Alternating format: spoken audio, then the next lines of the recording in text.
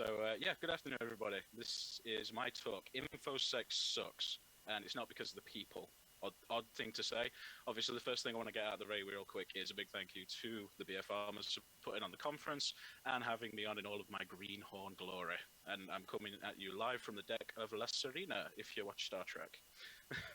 So obviously everybody started their slides in the same way. I'm no different. So we've got an about the author section. Now, I haven't done a presentation for about 15 years or so since I was at university. So I've reached deep in the bag of my mind and I've pulled out all my tricks for stretching out a half an hour conference. So we start with, what's your name? And what's your daddy do? Oh, it's glorious, it's glorious. Honestly though, that's it from me, mostly jokes aside. So my name is Dan. I go by the handle of Hacks on pretty much everything. Yes, I know that's not Hacks in Leet speak, it's Hex. The point when I was 20 years old and making up the name, so you know, it is what it is. I started hacking at a very early age, probably before junior school to be honest, but it was back in the, well, it probably was before junior school now, think about it, because I used my dad's very expensive Sony Hi-Fi, which had play and play record, so I could dupe Commodore 64 games. So that was an interesting time for me. Also, I once accidentally, on purpose, opened up my sister's Ghetto Blaster just to see what it did. I was curious to electronics. I used to take stuff apart.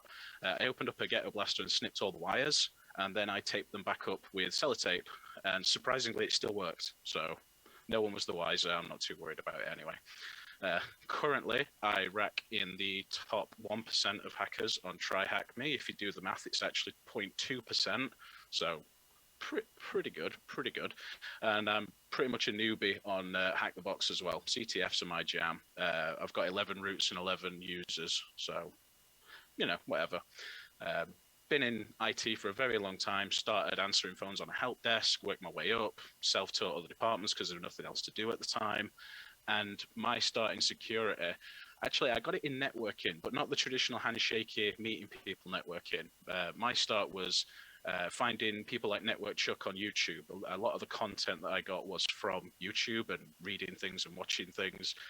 So that's how I got started. And since everyone throws in a funny little tidbit about themselves in these kind of things, my funny little tidbit is not long walks on the beach. My tidbit is I once hand drew a QR code that worked, and it cost me my job. More on that later, though.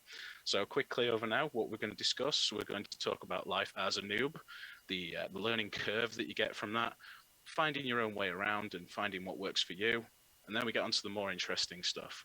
There's HR gatekeeping that's going on, how to fix recruitment, or entirely how to bypass HR. That's another way of looking at it, and the grand importance of networking. So let's get rolling. So, life as a noob. I'm a skid, ask me anything. So we've all been there. Everyone starts as a noob. And for me, it started with messing with my friends. At the time, I was learning things off the internet. I was reading lots of blogs. I discovered Edward Kim's blog. He goes by the handle Cranklin. And he had interesting posts on making Arduino-powered fish feeders and using home automation to make his own Jarvis and things like that, way before HomeKit and things like that came out. He was using Arduinos and Raspberry Pis and all this, that, and the other. It really got me in the tinkering mindset. But my tinkering was messing with my friends. So I would remove the ball from the mouse. Back 3,000 years ago when I was younger, used to have mice with balls in. You turn them, and if you needed a new ball, you had to hard boil an egg and put a new one in. And then it went on to putting tape in the lasers. And also replacing wallpapers with blue screens of death, taking away icons. It was Windows 7, so we used to replace the boot screen with a blue screen of death as well. We were funny kids. So once you've moved past from messing with friends, you need to ask yourself where to start, and then you usually ask Google, you know, or DuckDuckGo, whatever browser you want to use. You find random things. In my case, I was finding random workarounds and code and things like that on Stack Overflow and random websites. They helped me in my job. They actually helped me with coding and making buttons for tickets and things. So when people were logging calls, the call handling time went down because they didn't have to go digging through their notes to raise a ticket for like broadband connection being down or something like that. Just press a button, all the information's there, ask the right questions, send it to the next department. I was really good at that. So moving on from that, blogging. Blogging was something that I have done. I think it's something everybody at one time or another has done. Blogging, writing down your thoughts, dark poems, things like that. And yeah, quite a few IT things. I was more reading them though. I still can't blog properly now. That might just be me. I don't know. But anyway, other questions that you can ask yourself as a noob. Should I make a LinkedIn? I mean, it's basically professional Facebook, isn't it? Or it's paid for shit posting, depending upon which way you look at it. I can't say LinkedIn has done too much for me personally. I have got a lot of bots wanting me, so that's quite nice. But other than that, it depends. Your mileage may vary. I can't speak for you guys. I can only speak for myself.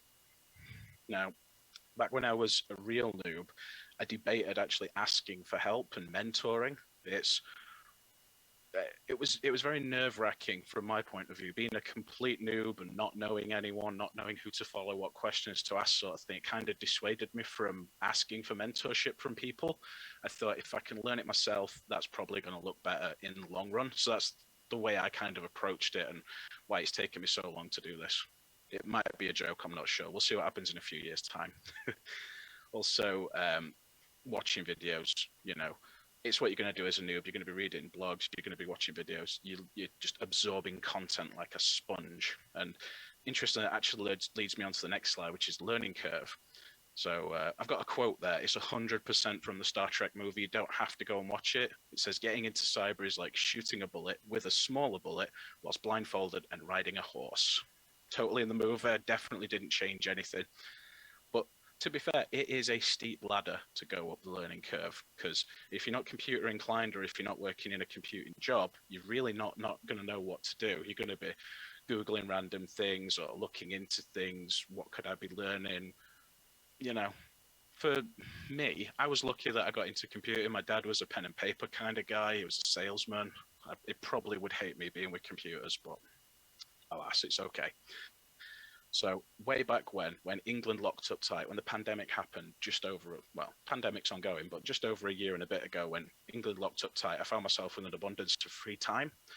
And that's what happened. I had a fire lit under me for learning. I was like, well, there's two ways to come out of the pandemic. I can either make something of myself or I can be really lazy. So I thought, I'll make something of myself. I'm gonna try and make something of myself. So how to approach a big problem? Well, I wanted in on the cybersecurity industry, and I had to step back and see what that looks like. So to use an analogy, I did some gardening recently. And just like if you want to chop down a big tree, you can pick one out and you want to cut that big one down, but then you start hacking away at it into smaller pieces, and I want to put it to use. So free resources really helped me. So again, books, blogs, talks, YouTube. Find what works for you, not me. You pressed you referring to me, etc. You know that, I'm sure you do.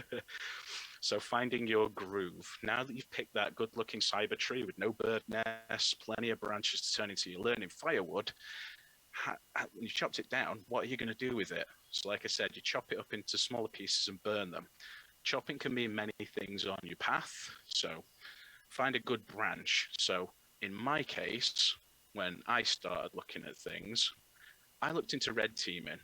There's way more to it than red teaming just on its own, though. I know this is probably contrary to other people, because they'll be like, oh, they're blue team or purple team or yellow team. Guess what? Different branches, same tree. It's all cyber. So red teaming is split off into physical engagements, pen testing, and then they'd go into 2 things and 2 and 4 and 6 and 8 sort of thing. It all spread out. It all comes back to mother tree or whatever the case may be. So the thing that happened for me, the thing that got me the most laughs and the thing that I enjoyed the most was DEFCON talks from Jason E. Street, who was talking about his which talk was it? I think it's I'm walking through a city made of glass and all I have is a big bag full of rocks. That got me thinking about how to get into security, what I want to do. And then I saw the film Sneakers, and right away at the beginning of the movie is explained that, oh, you get talking to the cashier, you get paid to break into places and tell them how poor their security is, and then he walks off with 10 grand and just hands it to the bank manager. So that got me going. And you can't forget Jason's talk, steal everything, kill everyone, and cause total financial ruin. That was amazing, that talk. Jason Street is an amazing man for that talk and for everything that he does, obviously. So, slide's just messing up, sorry. Gamification came along. So when the Xbox came out, I worked at Curry's. I worked at their game section. I was selling Xboxes, and I saw the Xbox come out, and I was like, "Oh, this isn't the PlayStation that I've got at home. This is something new." And then achievements came along. You could earn achievements, although that was the Xbox 360. But don't worry about it. But yeah, the gamification side, the getting completions and taking things down, that ticked something in my brain that I needed. So I kept pushing on that, and one of the most common things I was known for back in the day was capture the flag on Blood Gulch. Anyone, I'd come on the Xbox and everybody'd want to play some Halo. Why wouldn't we? So that gamification, it made me develop my skills in the real world when I discovered things, in my case, from finding my groove, try hack me and hack the box. There are many other places. There's VulnHub. There's tons of resources out there. Too many I can't list because honestly I can't remember them all. There's that many. So that's how I got my start. CTFs. I love CTFs. I love racking my brain for days. I love getting it on the first try or racking my brain. There's two ways about it. I found try hack me better because it taught me penetration testing. It taught me networking. It taught me basically everything. You can never go over the basics too much, so I really enjoyed that. And then hack the box was the personal playground where I just go into it and try and get something done. So the thing with hack the box and things like that, you have streaks, so I found a way of holding myself accountable, making sure that I could maintain a streak of completing at least one thing every day, or going through and smashing a box every day, or whatever the case may be. That's why my activity was really clumped for one moment, and then there's nothing for months because I had nothing else to do at that time, and I've started to pick it back up now. The other thing that led from that is helping others. I want to be better at helping others, and I want to be a better note taker. So those two things put together would help people. Taking better notes, explaining my actions, my thought processes, things like that. I can funnel that into a write-up for a CTF, and somebody might get some help with that. Somebody might be stuck. So I'm trying to be better at that. I'm not saying I'm the best. I'm terrible at taking notes. I used to have the brain where I could see something and I'd remember it, but as I'm getting older, it's like steel traps getting rusty. I can't remember. My missus hates me for it. And furthering my skills, that is the thing that I've been focusing most on. I've been trying to get better at things. I've been doing as much. I consume training like you wouldn't believe. I think you have to be an eternal learner to work in cybersecurity. You can't just get your CISSP and that be the end of it, because something always changes and something new always comes out, something that's better, shiny, more black. I don't know, things like that. But that also brings me on to something else. It brings me to our section on HR gatekeeping. Now, this has bothered me for a little while. I've noticed it for a good few years now, but since I've started to focus more into cybersecurity, obviously it's a little bit easier to see it because there's a lot more of it going on. It's not something new. It's been around since jobs were a thing, sort of thing. But it's more prevalent in cybersecurity than anything else. So we've all seen posts and on LinkedIn like, do this job or do that job or check out this stupid requirement on this job, sort of thing. And they get mixed results. Now, I'm not saying that it's necessarily a HR problem. I think maybe it's an industry problem. Now, I can see you now sat back in your chairs, even though I'm looking at a laptop. I can see you thinking, what do you mean it's an industry problem? Well, have you ever really sat back and objectively looked at our industry? Cybersecurity certification training is kind of a money pit. And this is coming from me who doesn't have any money. I'm living on the dole, as the case would be. But you see these job listings and it's, okay, well, the money pit theory. So you go to uni, you get your master's degree, you go into debt for the master's, but the idea is you get a job and you pay it back, but you need 5 years experience. You also need a CISSP and a CEH, an OSCP, or CREST certification. Just ignore any scandals. CVEs too, published CVEs, they'd be handy, all for an entry-level job that's barely paying enough to warrant actually having a job each month where you could earn just as much money being on the dole. It hurts. It really does hurt. So enough on that one. Why has this happened? Why has training, testing, renewals, role-specific certifications, why has it happened? It's all bleeding back into that money pit. Now, it reminds me, I was watching a video the other day, because, I watch videos, that's my thing. I was watching the Haunted Hacker podcast, not to plug another podcast or anything, I don't know how people feel about that, but I was hearing Mike Jones and Chris Roberts talking about this. They're both good guys, in my opinion. People have their own opinions. Opinions are like nipples. Everybody has one, It's no skin from me sort of thing. Oop. Don't know what happened there. My laptop just decided to skip a section. Don't worry about it. Yeah, they were talking about the money pit and that it goes in and HR managers and things like that. Then they might not be the big problem. It might be that it goes both ways, and the industry that's making us jump through these hoops to get our name on a piece of paper, that could be the problem. Maybe that's where the weakness is, because one side doesn't know what the other side's doing. Now, misunderstanding of certifications on the entry level, yes, that we see that so much, because again, I think it was a HR problem. But yeah, it's jumping through hoops. It's having to get a CISSP to do a job where you're answering phones all day, sort of thing. The people, hiring managers or teams, are hearing these buzzwords, thinking, "Oh, we need extra buzzwords. Let's get a CH and let's get this," and they're not realizing that some of these things don't tie into what they're looking for. You're looking for a pen tester. You want somebody who's got a pen testing certification. And you want somebody who's good at report writing, because let's face it, pretty much everything's report writing. There's no getting around it. I hate paperwork, but I'm going to have to get used to doing it because that's what I want to do. So it leads to certifications getting snubbed by people. So it's like, oh, you've got a CEH. Sorry about that. Because let's not forget, if you read the news or if you keep an eye on Infosec Twitter and things like that, there's been a lot of scandals and a lot of issues and fiascos, just to use lighter words, because it's a much deeper thing than I want to go into, because I don't fully understand it.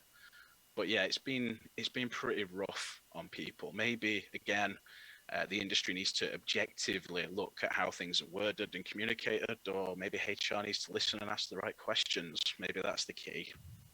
But anyway, check out these following slides. It's actually posts from my LinkedIn, so I'm not too fussed about it. So this is what job hunting looks like on LinkedIn that I've noticed. So I don't know if most people can see this, so I'll just give a quick little cliff note.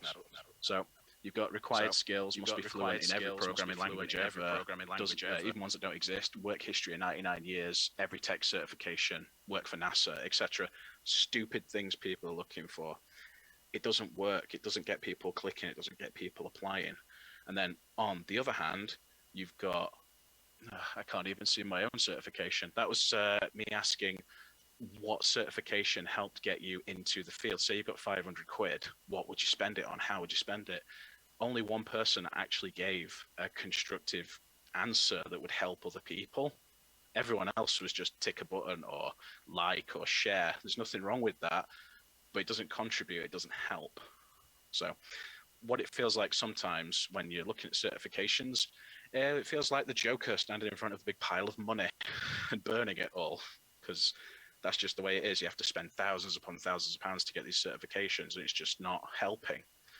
This, for example, this is my favorite post, because the only person who took note of what was actually written was a guy called Chris Humphreys, SogOnSec on Twitter. He's awesome. Go follow him. So clearly we know there's a misunderstanding or a misinformation thing happening here, and people seem to understand that asking for certain hoops to be jumped through isn't the way forward, but they aren't doing much about it. So again, you can get the skills you need without these expensive certifications, so why isn't that being picked up on more? So I wanted this text-heavy slide to appear, but I'm just going to quickly glance over it because I might run out of time, sort of thing.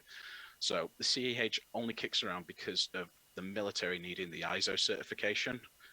Again, that fiasco that happened, a lot of people let their certs expire due to the fiasco. Also, did you know that the CEH site clearly states that you need 2 years experience in a cyber job to do the self-study course, which is what I was planning on doing eventually, but I can't afford it. The other option is to attend their formal training, which costs a ton of money, which you don't have, but you need it to get into an interview in the first place. Not quite what we're looking for there. SANS originally, this is from Googling and watching stuff and reading stuff, it could be wrong, but SANS initially had Donald Dick on the on the training, on the testing slides and things like that. That's hilarious, but that's dated. I don't know if it's still a thing. I don't have thousands of pounds to spend. We'll go with that.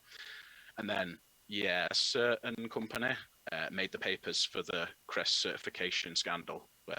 The answers are still on GitHub, so it cheapens it for everyone else who's actually putting in the work and putting in the effort to get these certifications. It just makes it not worth the paper it's written on.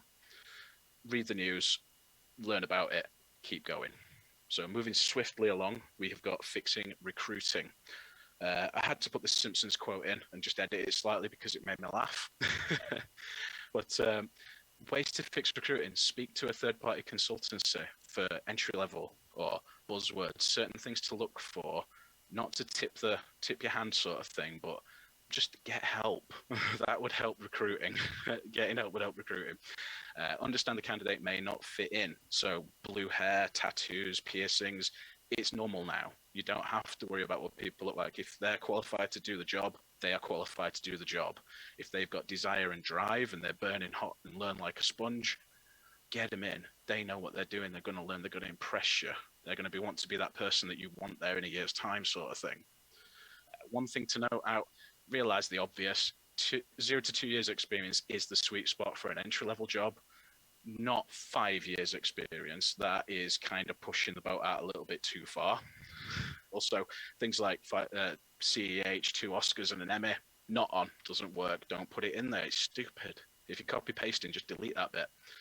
And then also, something you could look into for certifications that people already have, people who've invested their time and their money and their patience and their learning, put it in a desirable or would be really cool if you had, because then you can look at paying them extra, maybe, give them a bonus. OSCP for a pen tester is what, 899 quid if you do the conversion from dollars to pounds. So why not give them a grand bonus for the year? That would get people's attention. That would get people wanting to work. The people want the work. Let the people have the work. Now, fun things that you can do. You can bypass HR, sort of. I wouldn't recommend it, but some things that you can do. You can try to Oh, wait, I left that in, sorry. You can try to friend the recruitment team. So you can reach out to people. The fun thing about LinkedIn, being the professional network that it is you can talk to recruiters directly. You could say, hey, I've seen you've applied. You've got this job. I want to apply for it, but I've not got this. What do you think? What's my chances? Would that work? Yeah, it works. I've spoke to recruiters. Recruiters are cool people, actually. You'd be surprised. Now, you might have a blog.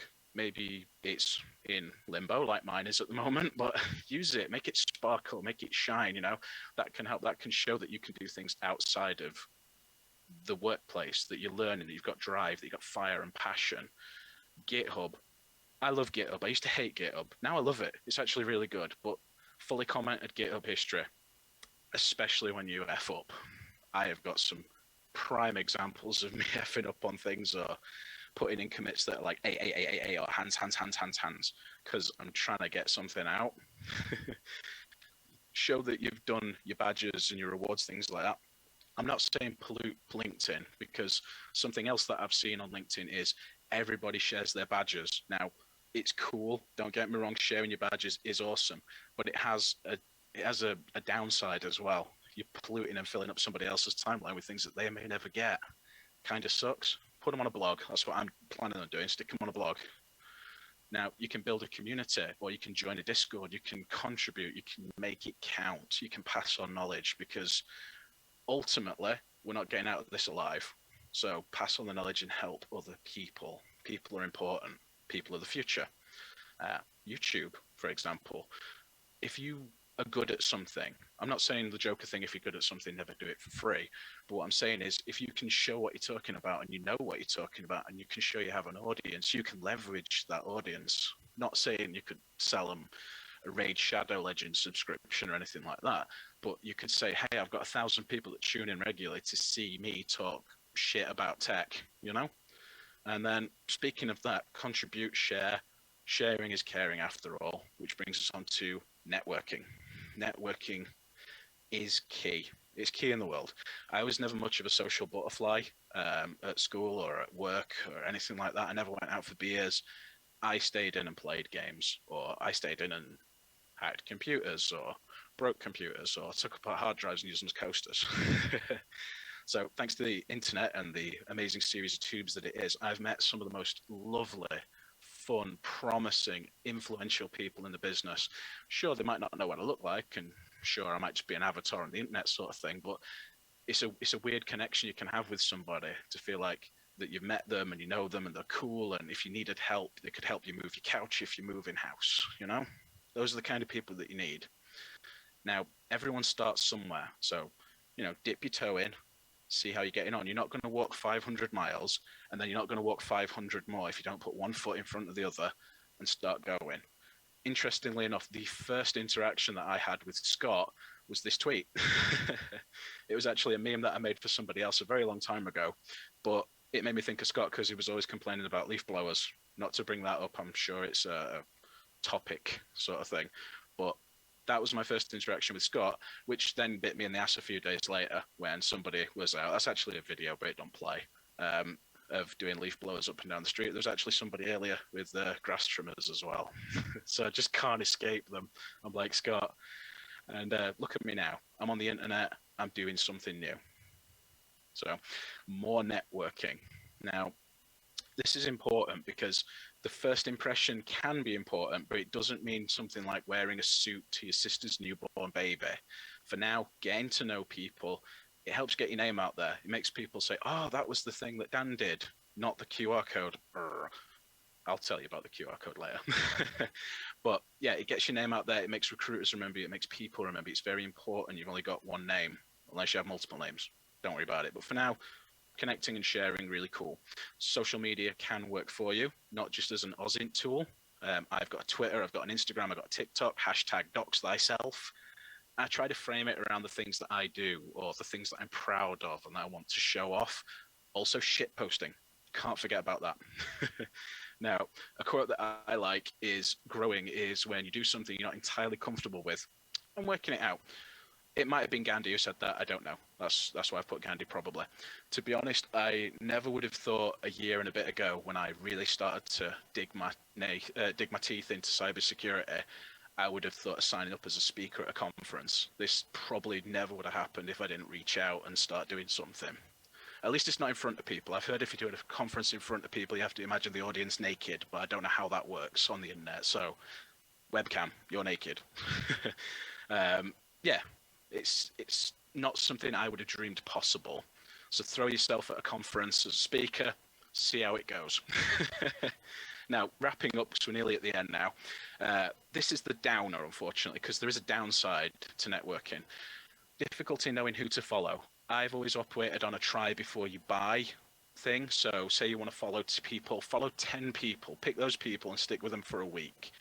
If they're good, keep them. If they're not, it's no harm just to block people and mute people, you know? There's nothing wrong with that. The other downside is there's a lot of disinformation out there. This has become really relevant really recently. So I put a disclaimer at the bottom of this slide. It can be daunting to us noobs because we follow the wrong people or we learn the wrong things, or we say the wrong things, and it gets us in a lot of trouble. So you've got to keep your head on a swivel. If you can't, phone a friend, sanity check. If you know somebody in the biz, or if you have a friend who's into it, check with them, see what they think, bounce it off their noggin. And when in doubt, trust Swift on security. Oops. Yeah, trust Swift on security. She kicked computers' butts and also multi-platinum records. And yeah, the disclaimer, this Cybersecurity Awareness Month has been the most busy Cybersecurity Awareness Month I've ever seen in my life. We've had F12 hacking, iOS 0 days, RCAs, RCEs even, madness. So wrapping things up, couple of links for me. So everything about me, I've got a GitHub, I've got LinkedIn, Triac Me, my GitHub website and an actual website is coming. Copy of the slides will be coming from the Beer Farmers, I think. If not, I'll put them up on my site as well as videos. I've been told the internet's on computers now, so you guys figure it out. Finally, some links for a couple of things that we talked about in this conference. I'm just going to skip over it because I want to get to the thank you slide. Now, I might be bad at this, I might be good at this, but at least one thing I can cross off my bucket list is I have done a presentation to new people. It can be hard to open yourself up on the internet. Usually you want to be with your shield, put it down every now and again, just dip in a toe and see how it goes. But also watch out for the leaf blower gods. Any questions? Perfect. Wonderful. Yeah. I don't think we've any questions, but it was a fantastic testimony. Really good. A great journey and a story. And that's what the great presentations are all about. It's been short and sweet. It's been fantastic. And Yeah, it has. I mentioned, excuse me, I mentioned common sense earlier in the day. And your presentation was absolutely stuffed full of common sense. So well done. Thank you. I really appreciate it. I know we've not got time for it now, but I'll happily share the QR code story in the Discord or on my Twitter. It's sort of common knowledge, but, it's fun. That's perfect. Yeah, do please. that. Go over to the Discord just now, jump in with Dan, ask him loads of questions, wind him up about leaf blowers, please. Fantastic. Okay, Dan. Thanks ever so much for your time, mate. Thank you, everybody. Good work. I'm just going to exit Cheers, this and mate. hopefully the computer won't explode.